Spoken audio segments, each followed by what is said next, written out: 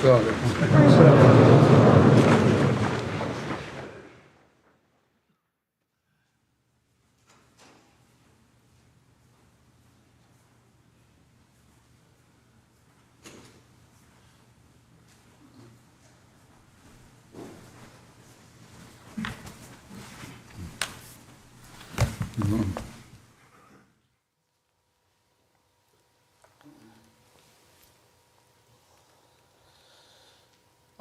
الله أكبر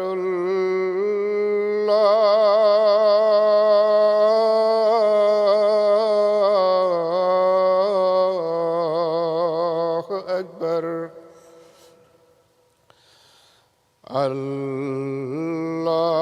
الله أكبر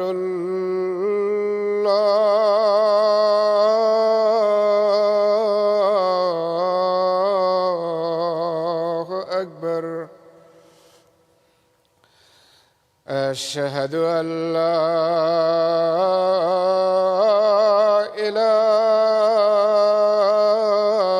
إله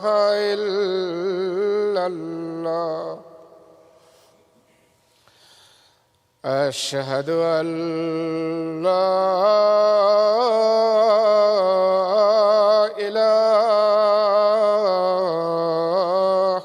إلا الله أشهد أن محمدًا رسول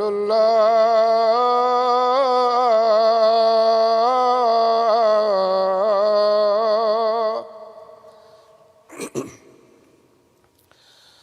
أشهد أن محمدًا رسول الله حي على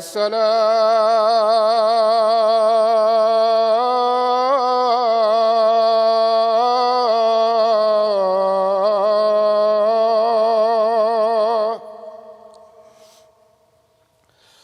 حي على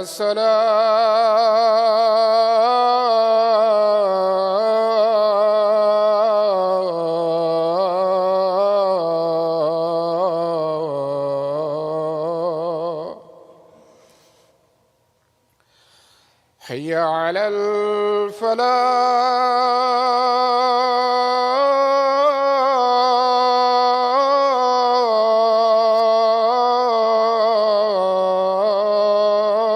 الفلاح حي على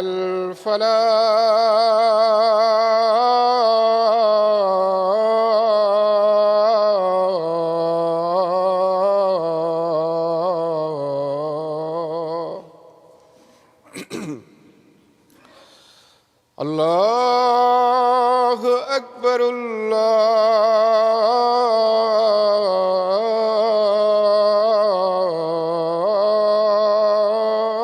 الله أكبر لا إله إلا الله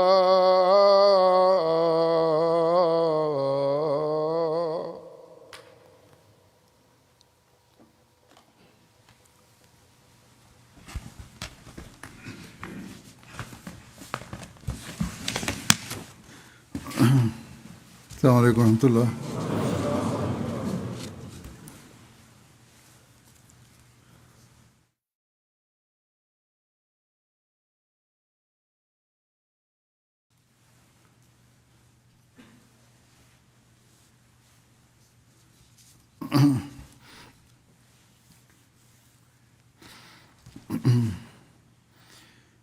أشهد أن لا إله إلا الله وحده لا شريك له وأشهد أن محمدًا عبده ورسوله أما بعد فأعوذ بالله من الشيطان الرجيم بسم الله الرحمن الرحيم الحمد لله رب العالمين الرحمن الرحيم مالك يوم الدين إياك نعبد وإياك نستعين اهدنا الصراط المستقيم صراط الذين أنعمت عليهم غير المغضوب عليهم ولا الضالين.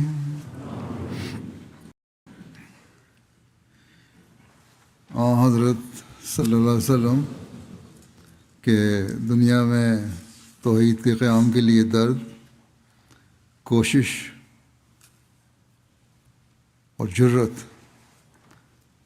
اور شرک کے ہر پہلو کے مقابل پر ایک مضبوط چٹان کی طرح کھڑا ہو جانے اور ہر قوم کے شرک کے خیالات اور تعلیم کے خلاف حق گوئی کے بارے میں ہم پہلے پڑھتے رہے ہیں. اس کے بارے میں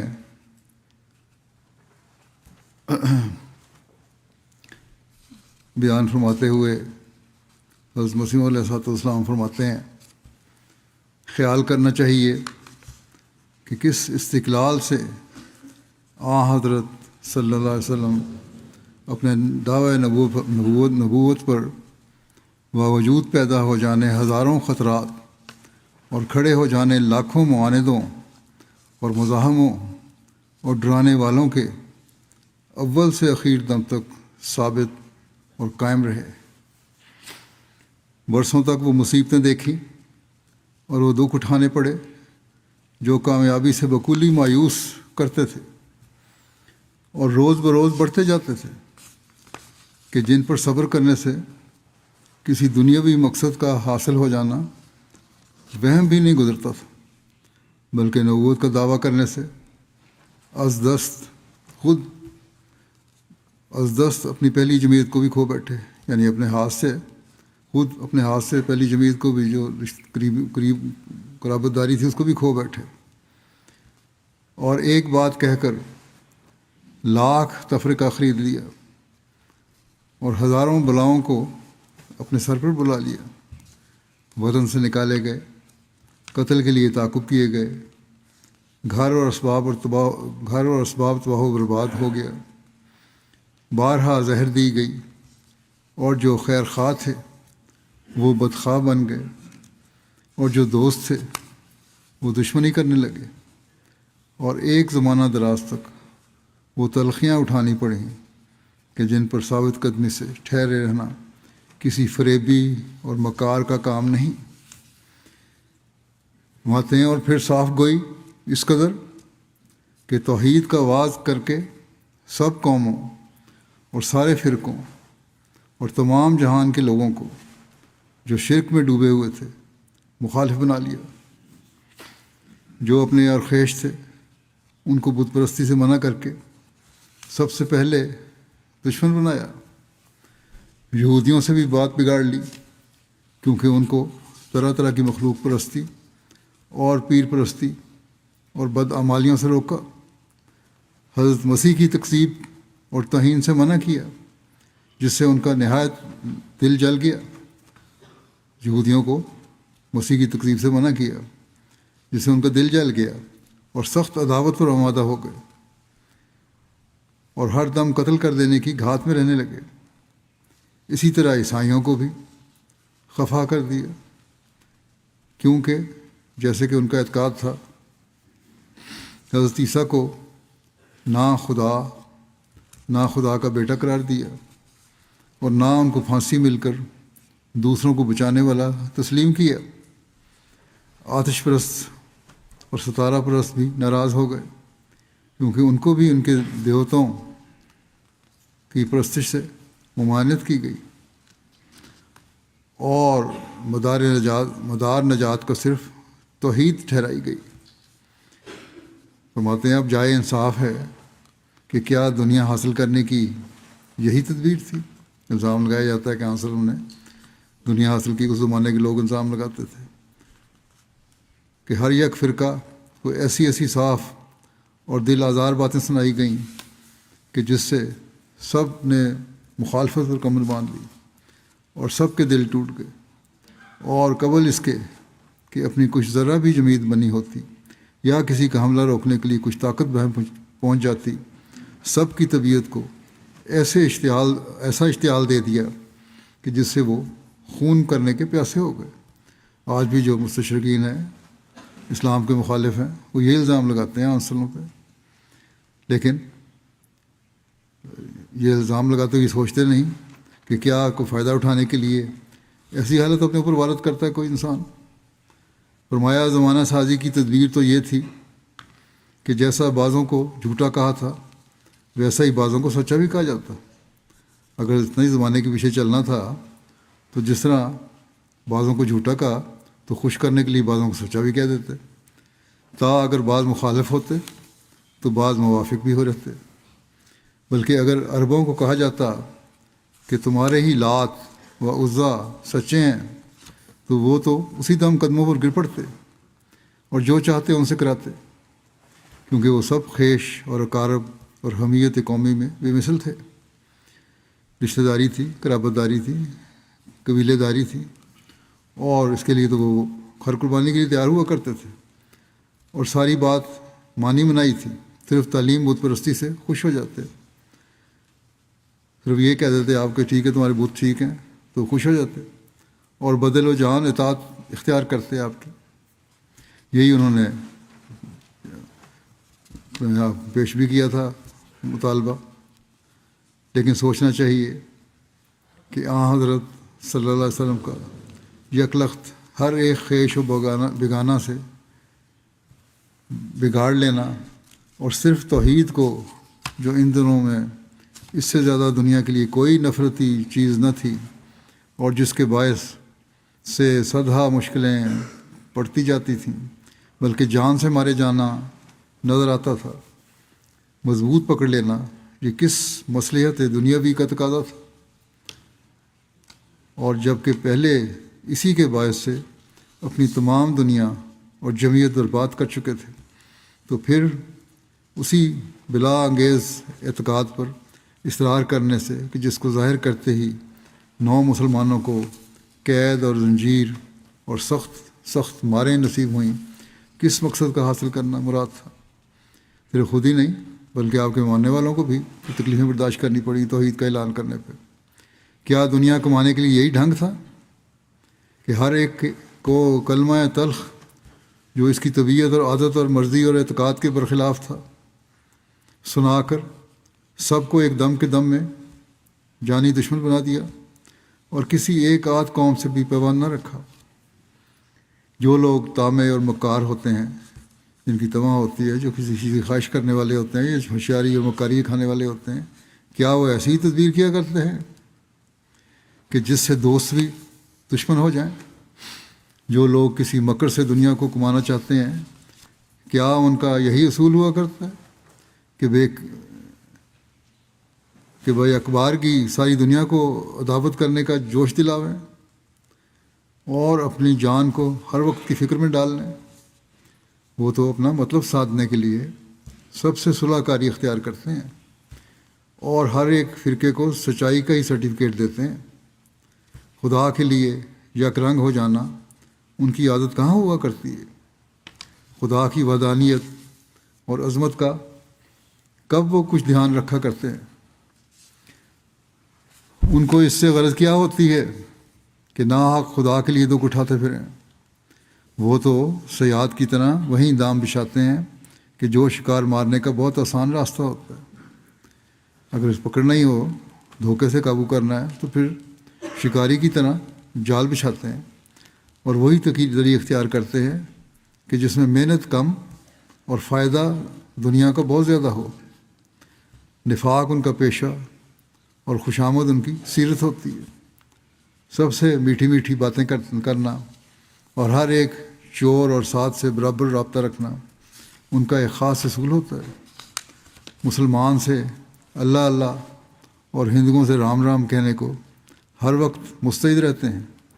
اور ہر ایک مجلس میں ہاں سے ہاں اور نہیں سے نہیں ملاتے رہتے ہیں۔ جیسی مجلس ہو ویسے ہی اپنے آپ کو ڈھال لیا۔ ان کو خدا سے کیا تعلق اور اس کے ساتھ وفاداری کرنے سے کیا واسطہ، اور اپنی خوش باش جان کو مفت میں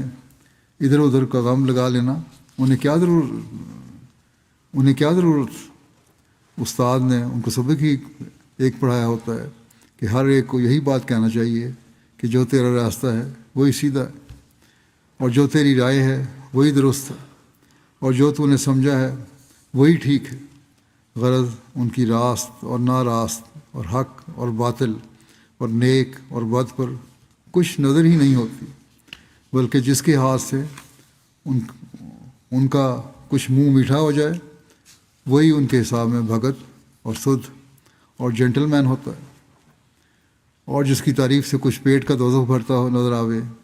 اسی کو مکتی پانے والا اور سرگ کا وارث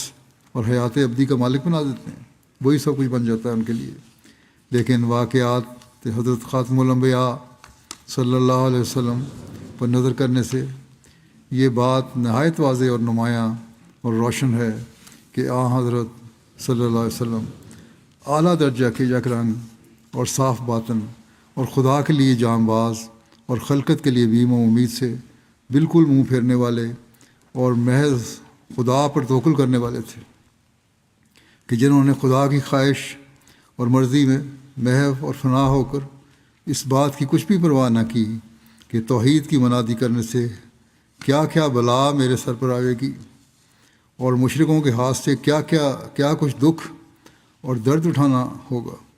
بلکہ تمام شدتوں اور سختیوں اور مشکلوں کو اپنے نفس پر گوارا کر کے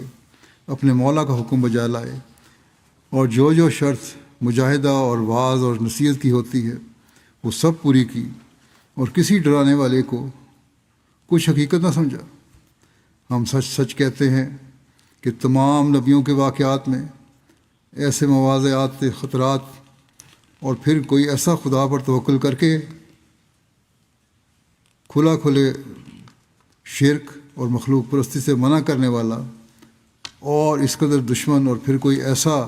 ثابت قدم اور استقلال کرنے والا ایک بھی ثابت نہیں۔ انبیاء کی تاریخ میں بھی دیکھ لو، اتنی ثابت کرنی کہیں بھی ثابت نہیں۔ بس ذرا ایمانداری سے سوچنا چاہیے کہ یہ سب حالات کیسے حضرت صلی اللہ علیہ وسلم کے اندرونی صداقت پر دلالت کر رہے ہیں، ما سوا اس کے جب عاقل آدمی ان حالات پر اور بھی غور کرے کہ وہ زمانہ کہ جس میں حضرت صلی اللہ علیہ وسلم مبعوث ہوئے حقیقت میں ایسا زمانہ تھا کہ جس کی حالت موجودہ ایک بزرگ اور عظیم القدر مصلح ربانی اور ہادی آسمانی کی اشد محتاج تھی، اور جو تعلیم دی گئی وہ بھی واقعہ میں سچی اور ایسی تھی کہ جس کی نہایت ضرورت تھی۔ زمانہ ایسا تھا بگڑا ہوا کہ اس وقت ضرورت تھی کسی ہادی کی، کسی مسئلے کی، کسی رہنما کی، اور تب آپ آئے اس زمانے میں، اور ان تمام امور کی جامع تھی کہ جس سے تمام ضرورتیں زمانے کی پوری ہوتی تھی۔ اور پھر اس تعلیم نے اثر بھی ایسا کر دکھایا کہ لاکھوں دلوں کو حق اور راستی کی طرف کھینچ لائی، اور لاکھوں سینوں پر لا الہ الا اللہ کا نقش مار دیا، اور جو نبوت کی علت تغائی ہوتی ہے، جو مقصد ہوتا ہے، یعنی تعلیم اصول نجات کے، اس کو ایسا کمال تک پہنچایا جو کسی دوسرے نبی کے ہاتھ سے وہ کمال کسی زمانے میں بہم نہیں پہنچا۔ تو ان واقعات پر نظر ڈالنے سے بلا اختیار یہ شہادت دل سے جوش مار کر نکلے گی کہ حضرت صلی اللہ علیہ وسلم ضرور خدا کی طرف سے سچے ہادی ہیں۔ جو شخص تعصب اور ضدیت سے انکاری ہو اس کی مرض تو لا علاج ہے، خواہ وہ خدا سے بھی منکر ہو جائے، ورنہ یہ سارے آثار صداقت جو حضرت صلی اللہ علیہ وسلم میں کامل طور پر جمع ہیں، کسی اور نبی میں کوئی ایک تو ثابت دکھلاوے تا ہم بھی جانیں۔ پھر فرماتے ہیں ہندو دوسرے تمام پیغمبروں اور کتابوں کی تکذیب کر کے صرف وید کا بھجن گا رہے ہیں کہ جو ہے سو وید ہے، وید ہی ہے۔ عیسائی ساری تعلیم الہی انجیل پر ختم کیے بیٹھے ہیں۔ یہ نہیں سمجھتے کہ قدر و منزلت ہر ایک کتاب کی افادہ توحید سے وزن کی جاتی ہے، اور جو کتاب توحید کا فائدہ پہنچانے میں زیادہ ہو وہی رتبہ میں زیادہ ہوتی ہے۔ اصل چیز تو الہی کتاب کی یہ ہے کہ اس میں توحید کا سبق زیادہ ہو، اور یہی وجہ ہے کہ اگر منکر وحدانیت الہی کا کیسا ہی جامع اخلاق کیوں نہ ہو مگر تب بھی نجات نہیں پا سکتا۔ جامع سارے اخلاق اس میں موجود ہوں لیکن توحید کا اگر منکر ہو تو اللہ کے نزدیک وہ نجات یافتہ نہیں ہے۔ اب ان صاحبوں کو سوچنا چاہیے کہ توحید جو مدار نجات کا ہے کس کتاب کے ذریعے سے دنیا میں سب سے زیادہ شائع ہوئی؟ بھلا کوئی بتلائے تو صحیح کہ کس ملک میں وید کے ذریعے سے وحدانیت پھیلی ہوئی ہے۔ کوئی ملک نظر نہیں آتا کہ جہاں بدریہ انجیل کے اشاعت توحید کی ہوئی ہو، بلکہ انجیل کے ماننے والے موحد کو ناجی نہیں سمجھتے، نجات یافتہ نہیں سمجھتے جو توحید کو مانتے ہیں، اور پادری لوگ اہل توحید کو ایک اندھیری آگ میں بھیج رہے ہیں۔ وہ تو یہ کہتے ہیں کہ جو توحید کو ماننے والے ہیں، ایک خدا کو ماننے والے ہیں، تین خداؤں کو نہیں مانتے، وہ تو آگ میں پڑ رہے ہیں جہاں رونا اور دانت پیسنا ہوگا، اور بقول ان کے اس کالی آگ سے وہی شخص بچے گا جو خدا پر موت اور مصیبت اور بھوک اور پیاس اور درد اور دکھ اور تجسم اور حلول ہمیشہ کے لیے روا رکھتا ہو، ورنہ کوئی صورت بچنے کی نہیں۔ یعنی حضرت عیسیٰ کا نقشہ کھینچا ہے اس میں۔ گویا وہ فرضی بہشت یورپ کی دو بزرگ قوموں انگریزوں روسیوں کو نصف تقسیم کر کے دیا جائے گا۔ اب اس میں اور بھی بڑے ملک شامل ہو گئے ہیں، امریکہ والے بھی کہتے ہیں، بلکہ اب تو یہاں تک کہا جانے لگ گیا بعض صدر امریکہ کے ہمدردوں کی طرف سے کہ مسیح کی جو آمد ثانی ہے وہ شاید ٹرمپ کی صورت میں ہوگی۔ انا للہ۔ فرماتے ہیں کہ نسبت تقسیم کر کے دیا جائے گا، اور باقی سب مواحد اس قصور سے جو خدا کو ہر ایک طرح کے نقصان سے جو اس کے کمال تام کے منافی ہے پاک سمجھتے تھے دوزخ میں ڈالے جائیں گے۔ غرض ہماری اس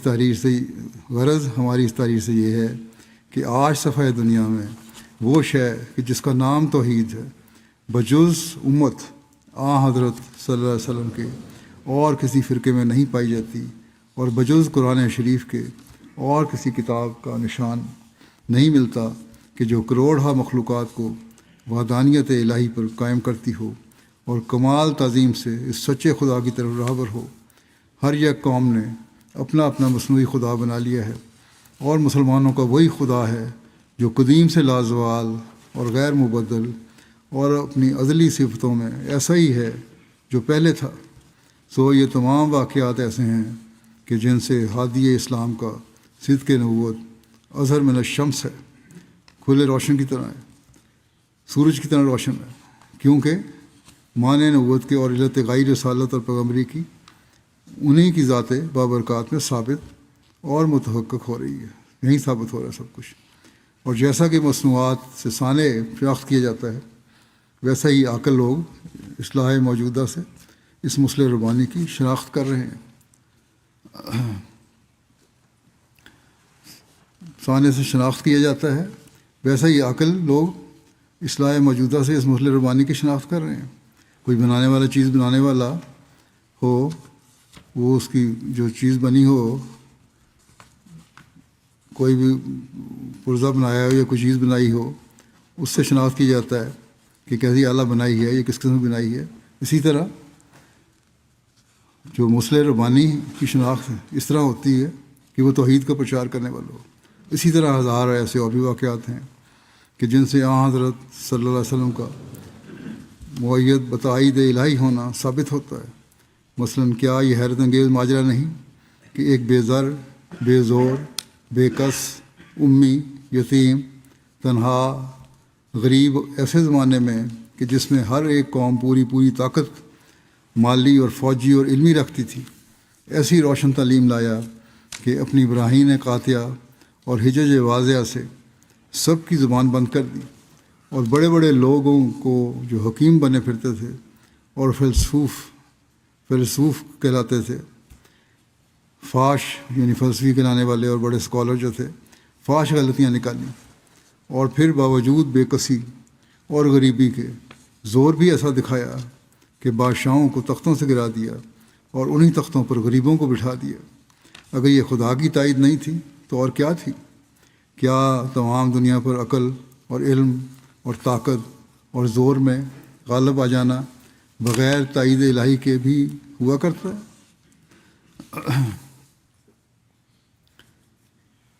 حضرت مسیح علیہ السلام فرماتے ہیں کہ تواریخ صاف بتاتی ہیں اور فرقان مجید کے کئی مقامات میں بوضاحت تمام وارد ہے کہ حضرت صلی اللہ علیہ وسلم اس زمانے میں مبعوث ہوئے تھے کہ جب تمام دنیا میں شرک اور گمراہی اور مخلوق پرستی پھیل چکی تھی، اور تمام لوگوں نے اصول حقہ کو چھوڑ دیا تھا اور صراط مستقیم کو بھول بھلا کر ہر یک فرقے نے الگ الگ بدعتوں کا راستہ لے لیا تھا۔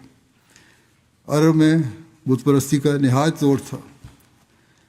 فارس میں آتش پرستی کا بازار کرم تھا۔ ایرانی لوگ اس زمانے میں آتش پرست تھے، آگ کو پوجا کرتے تھے۔ ہند میں علاوہ بت پرستی کے اور سدھا طرح کی مخلوق پرستی پھیل گئی تھی، اور انہی دنوں میں کئی پران اور پستک کہ جن کی روح سے 20 خدا کے بندے خدا بنائے گئے اور اوتار پرستی کی بنیاد ڈالی گئی، تصنیف ہو چکی تھی۔ اور بقول پادری ورڈ لکھا ہے یہاں جان ڈیون پورٹ سے مراد ہے آپ کی، کہ وہ کہتا ہے کہ اور کئی فاضل انگریزوں کے ان دنوں میں عیسائی مذہب سے زیادہ اور کوئی مذہب خراب نہ تھا۔ جان ڈیون پورٹ نے بھی یہ لکھا ہے، اور لوگوں نے بھی آپ کے زمانے میں، آپ کو جو علم میں آئی باتیں ان کی، عیسائی مورخوں نے یہ لکھا ہے، فاضل انگریزوں نے، کہ کوئی مذہب ایسا خراب نہ تھا جتنا عیسائیت ہے۔ اور پادری لوگوں کی بد چلنی اور بد اعتقادی سے مذہب عیسوی پر ایک سخت دھبا لگ چکا تھا، اور مسیحی عقائد میں نہ ایک نہ دو بلکہ کئی چیزوں نے خدا کا منصب لے لیا تھا۔ بس حضرت صلی اللہ علیہ وسلم کا ایسی عام گمراہی کے وقت میں مبعوث ہونا کہ جب خود حالت موجودہ زمانے کی ایک بزرگ معالج اور مصلح کو چاہتی تھی،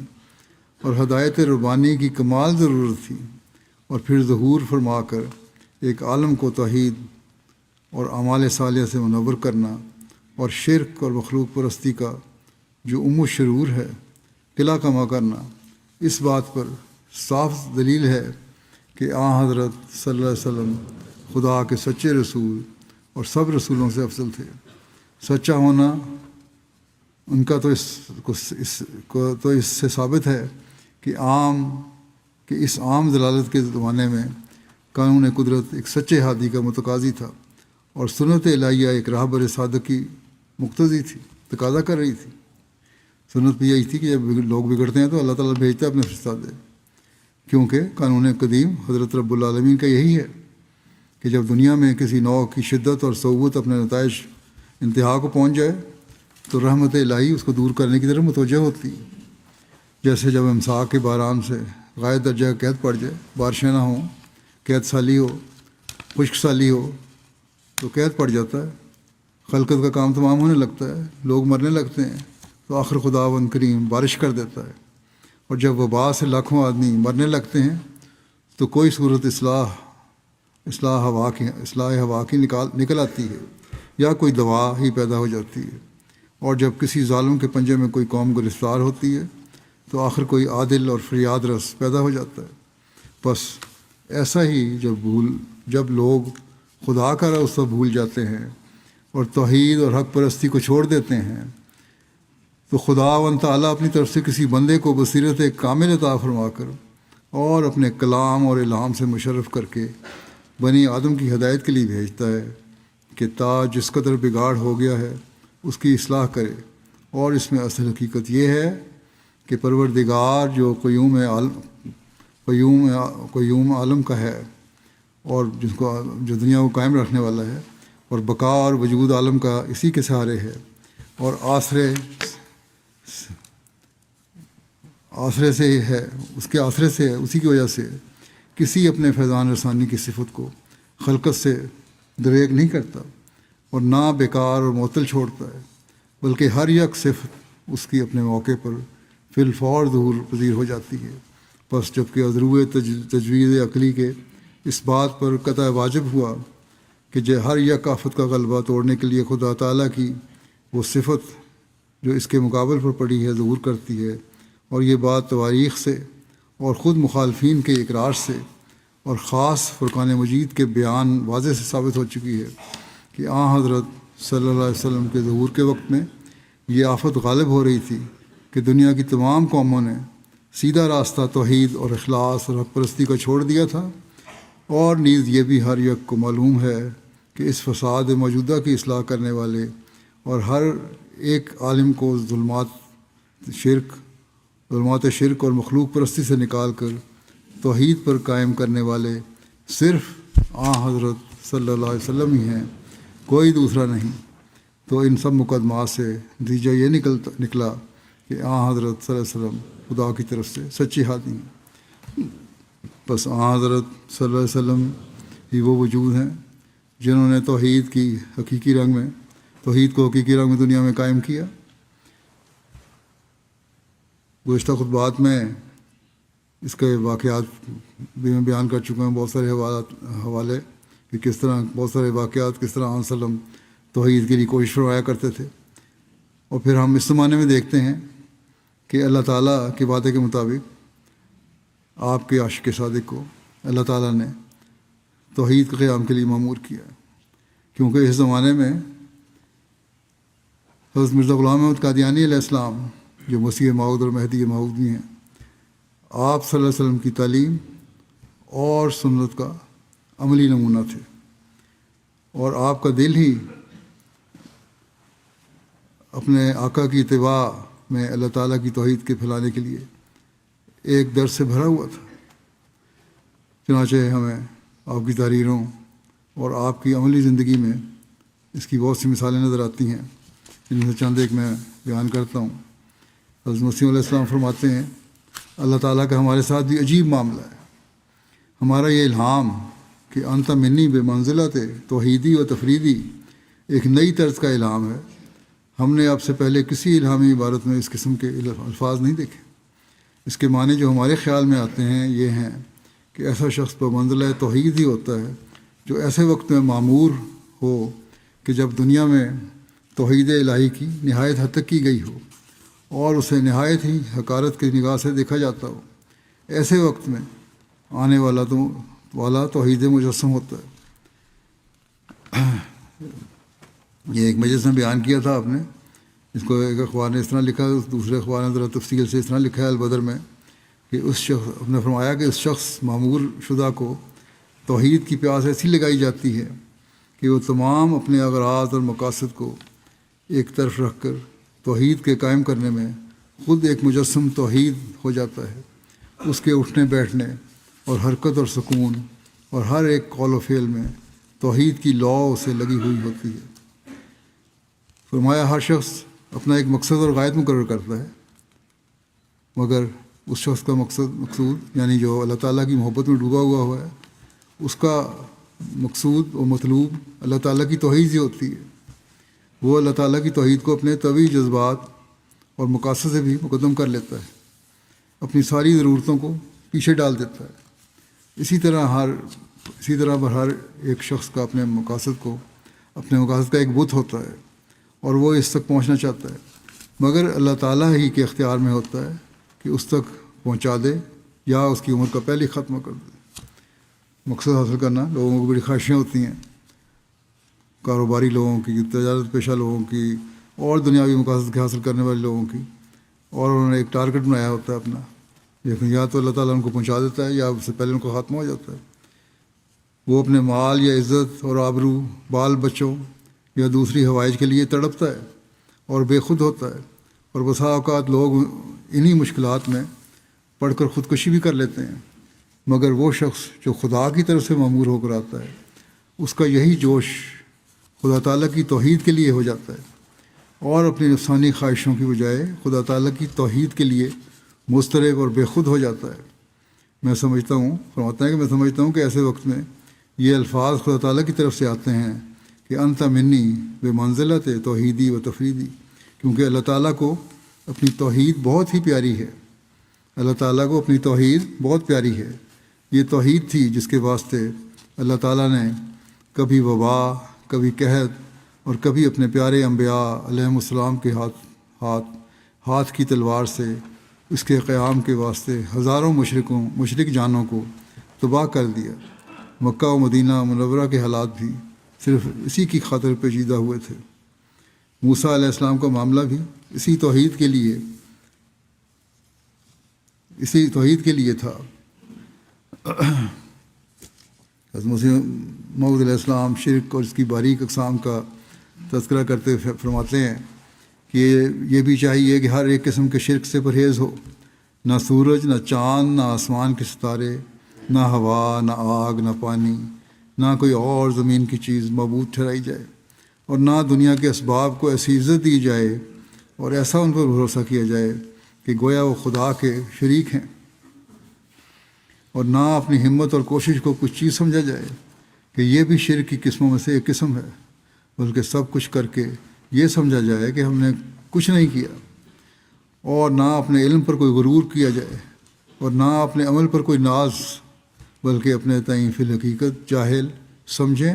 اور کاہل سمجھیں، اور خدا تعالیٰ کے آستانے پر ہر ایک وقت روح گری رہے،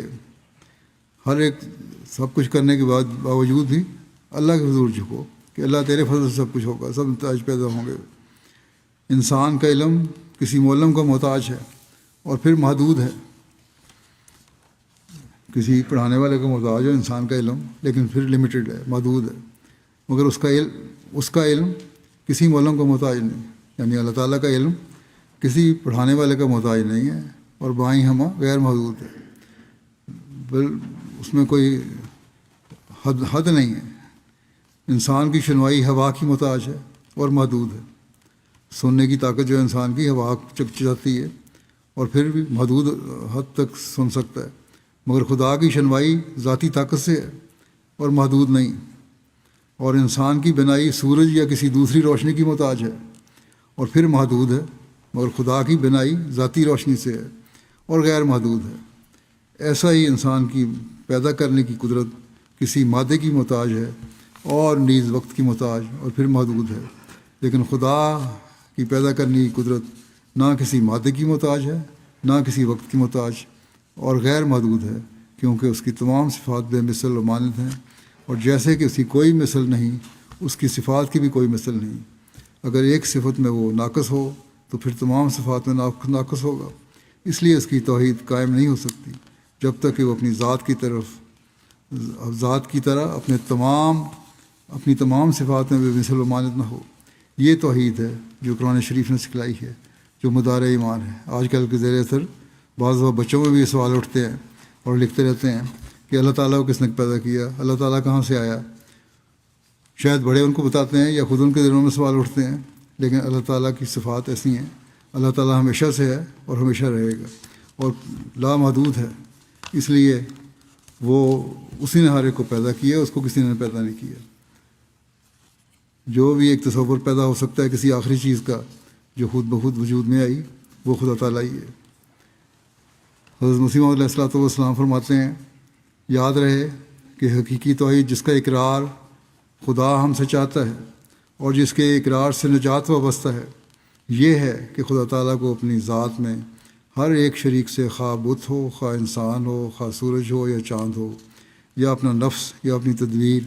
اور مکر فریب ہو، منزہ سمجھنا اور اس کے مقابل پر کوئی قادر تجویز نہ کرنا، کوئی رازق نہ ماننا، کوئی معز اور مذل خیال نہ کرنا، کوئی عزت دینے والا ذلیل کرنے والا خیال نہ کرنا، کوئی ناصر اور مددگار قرار نہ دینا، اور دوسرے یہ کہ اپنی محبت اسی سے خاص کرنا، اپنی عبادت اسی سے خاص کرنا، اپنا تذلل اسی سے خاص کرنا، اپنی امیدیں اسی سے خاص کرنا، اپنا خوف اسی سے خاص کرنا۔ بس کوئی توحید بغیر ان تین قسموں کی تخصیص کے کامل نہیں ہو سکتی۔ اول یہ کہ ذات کے لحاظ سے توحید، یعنی یہ کہ اس کے وجود کے مقابل پر تمام موجودات کو معدوم کی طرح سمجھنا، یعنی ختم ہونے والی ہیں، اور تمام کو خالقۃ الذات اور باطلۃ الحقیقت خیال کرنا۔ سب چیزیں ہلاک ہونے والی ہیں اپنی ذات میں اور جھوٹی ہیں، اس میں مکمل کاملیت نہیں ہے۔ دوم صفات کے لحاظ سے توحید یعنی یہ کہ ربوبیت اور الوہیت کی صفات بجز ذات باری کسی میں قرار نہ دینا،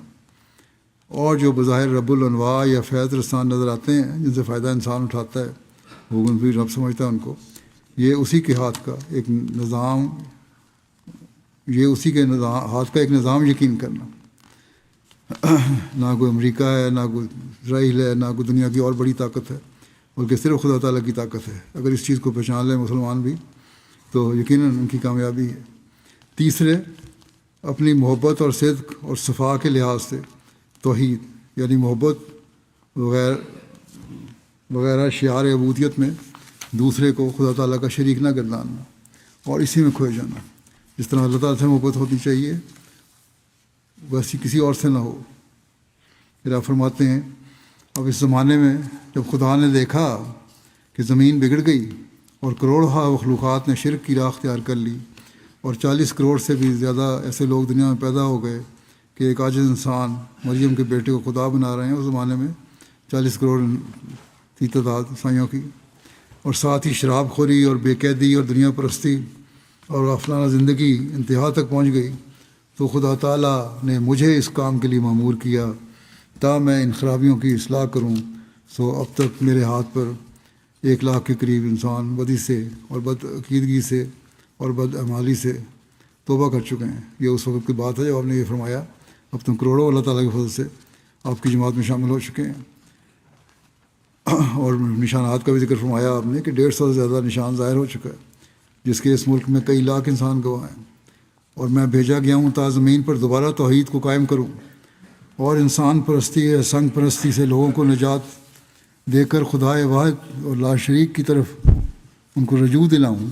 اور اندرونی پاکیزگی اور راست بازی کی طرف ان کی توجہ دوں۔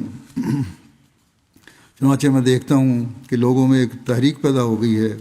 اور ہزارہ لوگ میرے ہاتھ پر توبہ کرتے جاتے ہیں، اور آسمان سے ہوا بھی ایسی چل رہی ہے کہ اب توحید کے موافق طبیعتیں ہوتی جاتی ہیں، اور صریح معلوم ہوتا ہے کہ اب خدا تعالیٰ کا یہ ارادہ ہے کہ انسان پرستی کو دنیا سے معدوم کر دے۔ اس ارادے کے پورا کرنے کے لیے سدھا اسباب پیدا کیے گئے ہیں۔ اللہ تعالیٰ نے ہمیں بھی وہ مہیا فرمائے ہوئے ہیں، اور اس کے ذریعے سے ہم تبلیغ بھی کرتے ہیں، اور ہر احمدی کا کام ہے کہ اس توحید کو پھیلانے کے لیے کوشش کرے۔ آپ فرماتے ہیں جہاں تک ہم سے یہ سوال پوچھا جاتا ہے کہ بت پرستی کی تعریف کیا ہے اور ان لوگوں کو کون سی چیز بت پرست بناتی ہے، لازم ہے کہ ان امور کو ہم بیان کریں۔ جاننا چاہیے کہ عبادت عقائد کا نتیجہ ہے، اور اہل حق کے عقائد یہ ہیں کہ خدا ایک ہے اور اللہ جل شانہ کی صفات ہمیشہ سے قائم و دائم ہیں، یعنی نہ اس کی صفات میں تبدل ہے نہ ہی تغیر ہے، کوئی تبدیلی نہیں ہو سکتی، کوئی تغیر نہیں ہو سکتا، اور نہ ابتدا ہے اور نہ انتہا ہے۔ سچا اور حقیقی خدا ابدی اور ازلی ہے، کوئی مخلوق نہیں کہ متولد ہو، یعنی جو کسی ذریعے سے پیدا ہوا ہو، جیسا کہ پہلے میں نے بتایا، بعضوں کے سوالوں کا جواب اس میں آ گیا کہ سچا اور حقیقی خدا ابدی اور ازلی ہے، کوئی مخلوق نہیں کہ متولد ہو، پیدا نہیں ہوا وہ، اور ایسی صفات سے برتر ہے جس کو تسلیم کرنے سے ہمارا دل نفرت کرے۔ اس کی صفات تو ہمارے دل کا قرار ہیں، اور ہمارا دل اس کی صفات سے مانوس ہے۔ وہ ازل سے واحد ہے، کون سا دل ہے جو اس کی وحدت کا منکر ہے؟ ابد سے وہ ایک ہے، اور کون سا دل ہے جو اس کی تثلیث کا اقرار کرتا ہے؟ صحیح تعلیم یہ ہے نا کہ 3 خدا ہیں، تو جو نیک فطرت ہے وہ کوئی اقرار نہیں کر سکتا کہ تثلیث ہے۔ آپ فرماتے ہیں میں تثلیث کی خرابیوں کی اصلاح کے لیے بھیجا گیا ہوں، اسی لیے عیسائیت میں جو خرابیاں پیدا ہو گئی ہیں ان کی اصلاح کے لیے بھیجا گیا ہوں۔ اس لیے یہ دردناک نظارہ کہ ایسے لوگ دنیا میں 40 کروڑ سے بھی کچھ زیادہ پائے جاتے ہیں جنہوں نے حضرت عیسیٰ علیہ السلام کو خدا سمجھ رکھا ہے، میرے دل پر اس قدر صدمہ پہنچاتا رہا ہے کہ میں گمان نہیں کر سکتا کہ مجھ پر میری تمام زندگی میں اس سے بڑھ کر کوئی غم گزرا ہو، بلکہ اگر ہم و غم سے مرنا میرے لیے ممکن ہوتا تو یہ غم مجھے ہلاک کر دیتا کہ کیوں یہ لوگ خدائے واحد لا شریک کو چھوڑ کر ایک عاجز انسان کی پرستش کر رہے ہیں، اور کیوں یہ لوگ اس نبی پر ایمان نہیں لاتے جو سچی ہدایت اور راہ راست لے کر دنیا میں آیا، یعنی حضرت صلی اللہ علیہ وسلم، پر کیوں ایمان نہیں لاتے؟ ہر ایک وقت مجھے یہ اندیشہ رہا کہ اس غم کے صدمات سے میں ہلاک نہ ہو جاؤں۔ اور فرماتے ہیں خدا نے قرآن کریم میں سچ فرمایا ہے کہ قریب ہے کہ اس افطرا سے آسمان پھٹ جائیں کہ ایک عاجز انسان کو خدا بنایا جاتا ہے، اور میرا اس درد سے یہ حال ہوتا ہے، میرا اس درد سے یہ حال ہے کہ اگر دوسرے لوگ بہشت چاہتے ہیں تو میرا بہشت یہی ہے کہ میں اپنی زندگی میں اس شرک سے انسانوں کو رہائی پاتے اور خدا کا جلال ظاہر ہوتے دیکھ لوں، اور میری روح ہر وقت دعا کرتی ہے کہ اے خدا، اگر میں تیری طرف سے ہوں اور تیرے فضل کا سایہ میرے ساتھ ہے تو مجھے یہ دن دکھلا کہ حضرت مسیح علیہ السلام کے سر سے یہ تہمت اٹھا دی جائے کہ گویا نعوذ باللہ انہوں نے خدائی کا دعویٰ کیا۔ ایک زمانہ گزر گیا کہ پھر میرے 5 وقت کی یہی دعائیں ہیں کہ خدا ان لوگوں کو آنکھ بخشے اور وہ اس کی وحدانیت پر ایمان لائیں اور اس کے رسول کو شناخت کر لیں اور تثلیث کے اعتقاد سے توبہ کر لیں۔ عیسائیت عملاً تو معدوم ہوتی جا رہی ہے، تثلیث کا نظریہ تو صرف کتابی نظریہ رہ گیا ان کا، بہت کم ہے جو پریکٹس کرنے والے ہیں، یورپ میں خاص طور پہ، افریقہ اور ساؤتھ امریکہ میں ابھی بھی ہیں، اور لیکن جو تثلیث کے نظریے کو چھوڑ بھی رہے ہیں وہ بھی ایک خدا کو نہیں مانتے۔ تو توحید پر قائم کرنے کے لیے ہمیں جس حد تک ہو کوشش کرنی چاہیے کہ یہ پیغام پہنچائیں۔ اللہ تعالیٰ کرے کہ جس مقصد کو پورا کرنے کے لیے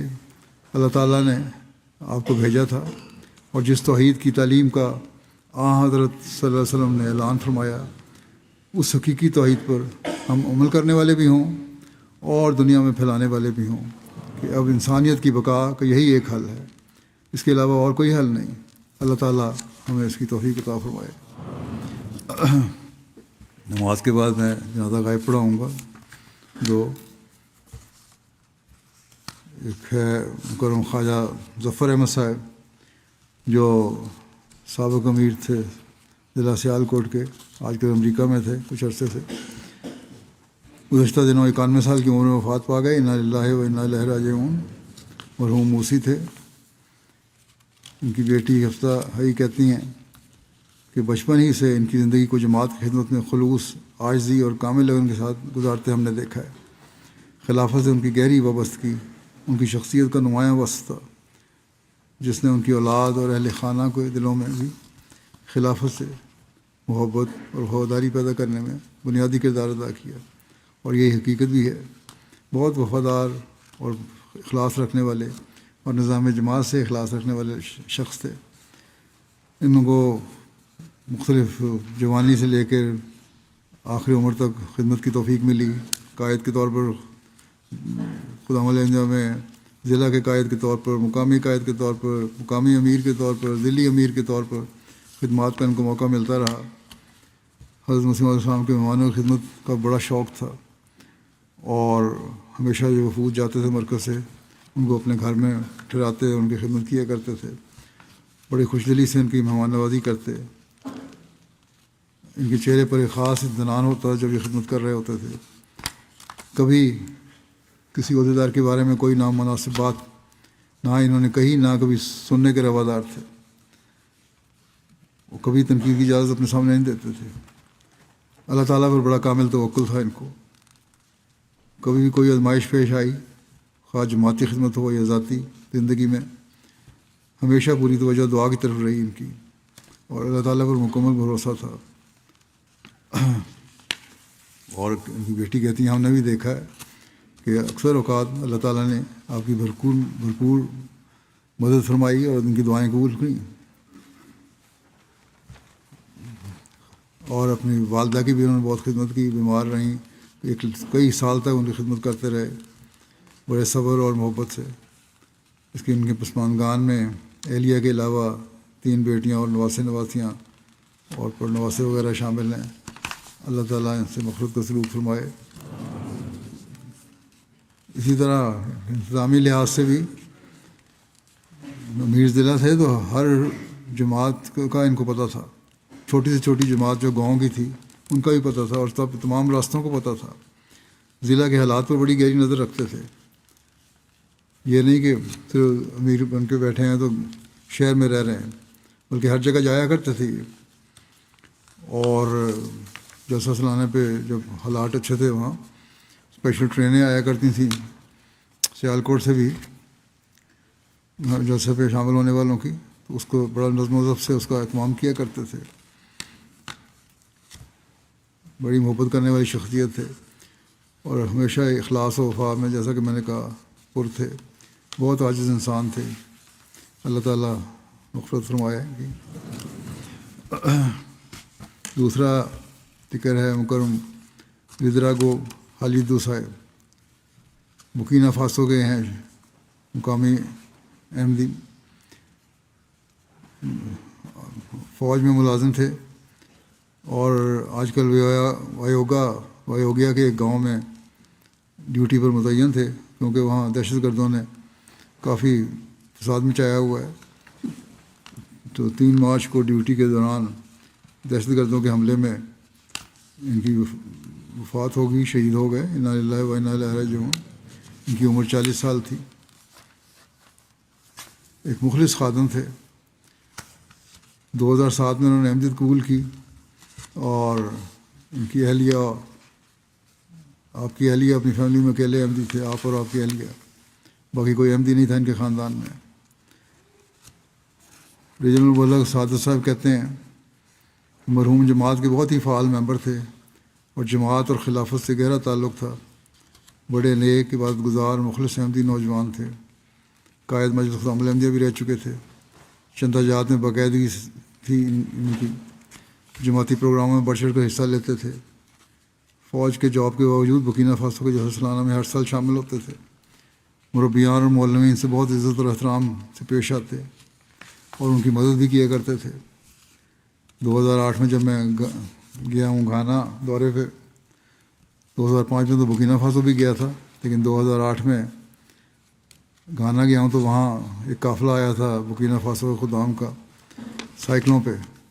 1000 سے زیادہ کلومیٹر سفر کر کے. اور ان کے سائیکل بھی ایسے ہمارے جیسے یہاں کے نہیں ہوتے، ٹوٹے پھوٹے سائیکل، ٹوٹی ہوئی سڑکیں، اور اس میں 1000 سے زائد کلومیٹر کا سفر کیا انہوں نے. یہ گھانا پہنچے اور مجھے ملے وہاں. ہمیشہ جلسوں پہ بھی یہ سائیکلوں پہ جایا کرتے تھے،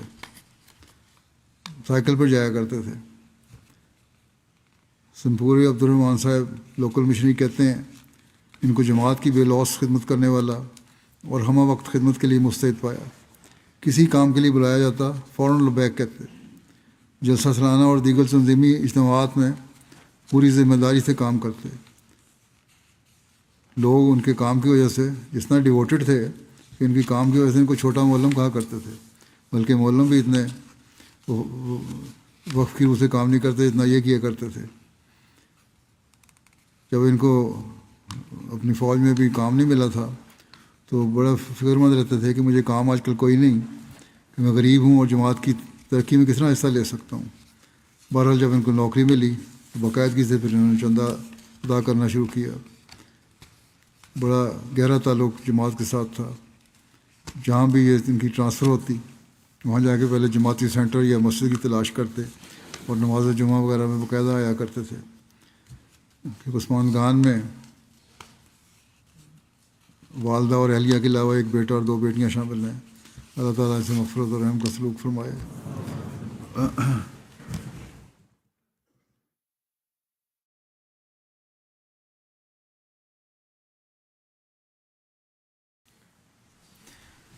الحمد للہ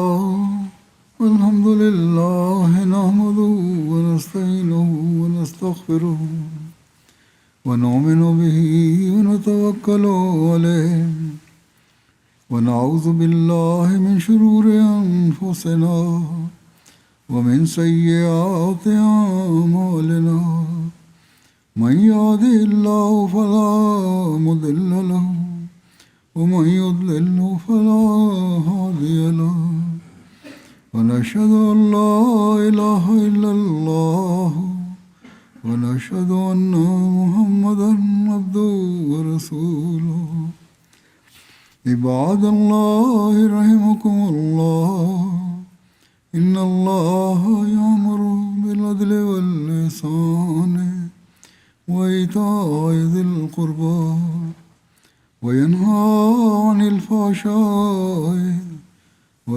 المنكر والبغي يعظكم لعلكم تذكرون اذكروا الله يذكركم وادعوه يستجب لكم ولذكر الله أكبر